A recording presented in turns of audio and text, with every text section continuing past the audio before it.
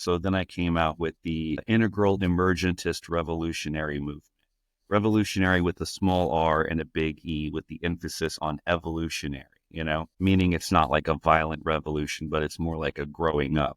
And the emergentist part was an emphasis on the understanding that consciousness is a later emergent thing and that it doesn't go all the way down and back and that idealism isn't true. And the importance of making this distinction is if we don't get this right, then, when we try to have an integrative religion later, it's going to be biased. It's going to be biased towards one particular religion and one particular. And so then we sort of rebranded as Integral 2.0. And then later, through kind of continuing to bang my head up against the wall in this community of basically smart sounding new agers who didn't even really ever learn the theory in the first place. The whole thing was getting very bogged down with drama and like all this tension in the community, and people were telling me like, just start your own thing. So that's really kind of like some of the driving force.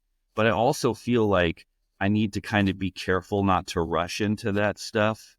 I've seen through like the Zeitgeist movement and some of these other places where they get real excited and they want to talk about it and they get a bunch of energy behind it, but there's nothing for anybody to do. And so it just kind of feels like a lot of frustration without any kind of, ability to take action on it. And they also have this sort of problem of knowing what's wrong with the current system and knowing what kind of system that they want to move to, but there's no real plan to get there.